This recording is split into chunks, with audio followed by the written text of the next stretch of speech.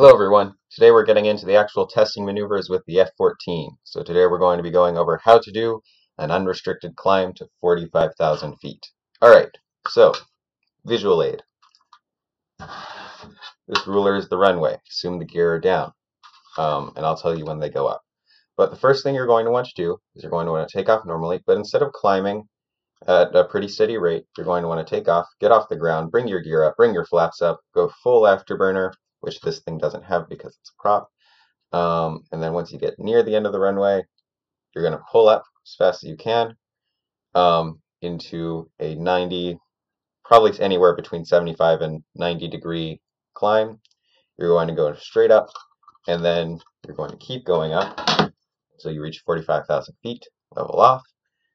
And the amount of time it takes for you to get past that 45,000 foot mark is the amount of time that is going to be recorded for the test.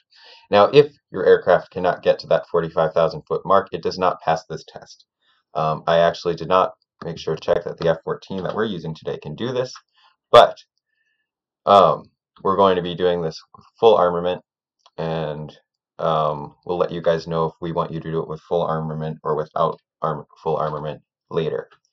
So theoretically, you should be able to do this with full armament because in a combat scenario, this is the maneuver that we're using to determine that your aircraft can get above the ground real quick and get a radar picture of everything in the area. Okay, so we're going to get inside the aircraft and we're going to set up our normal flaps, and you'll notice a few things.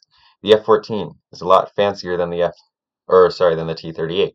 You're going to notice a path vector indicator over here, and that's your path vector that we mentioned before. That means you don't have to subtract your angle of attack from your pitch to get your path vector. You can simply just use that path vector and it will show you where you're going. It also has these glide slope indications here. Don't follow those. They don't really work too well.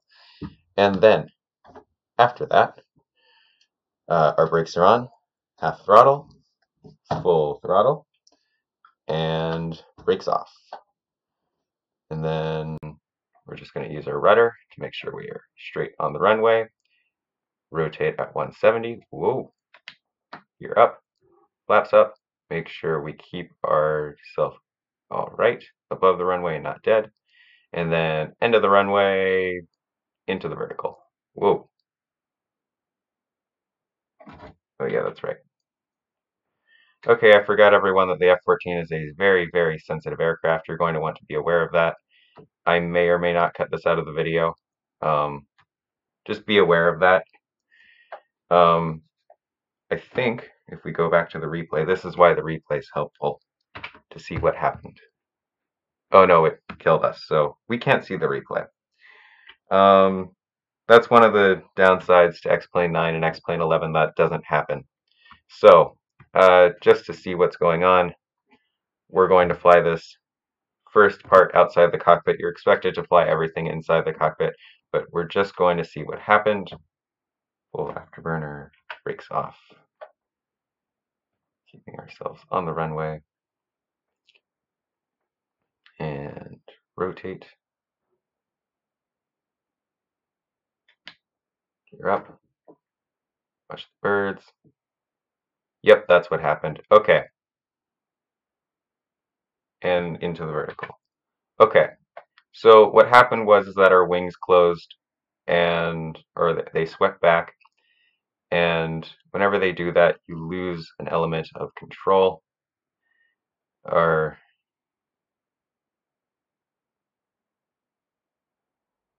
so we're climbing. We're still climbing. For this test, it doesn't really matter.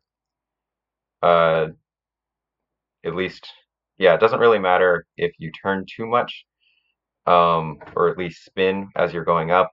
This drag from your control surfaces will slow you down, so we recommend you don't do that. In a real scenario, you wouldn't want to do that to get accurate data because of that, the effect of those control surfaces. But here, because it's a competition, if you guys do something that doesn't allow you to maximize your aircraft's capabilities, that's not really our problem. And the F-14 doesn't look like it can make it to 40,000 feet. with armaments. So you can see that our angle of attack, or our path vector indicator, is going down, our angle of attack is increasing, and we just stalled. Our airspeed just reached 0, and now we're falling right back down to Earth.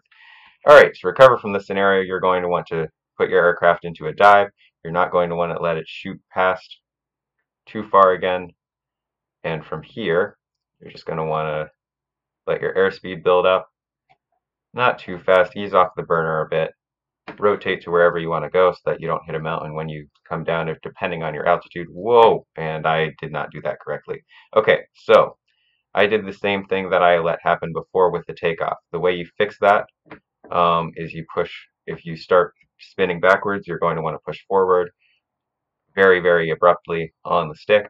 If you start spinning forward, you're going to want to pull backwards, and that one's harder to recover from. Okay. Yes. The X-Plane F-14 is a very, very sensitive aircraft, especially whenever those wings get folded up, because you just don't have as much control as you used to because those wings aren't in the same position. Okay, so that is how you do that maneuver. You will notice that the F-14 did not pass that maneuver. I'm sure if we got rid of the very, very heavy weapons on it, it would be able to do that, but because it did not pass, it did not pass. Still save that data because that data is important and you are going to need to report it. But other than that, that's about it. So thank you everyone. Have a good day, stay safe, and I'll see you for the next video.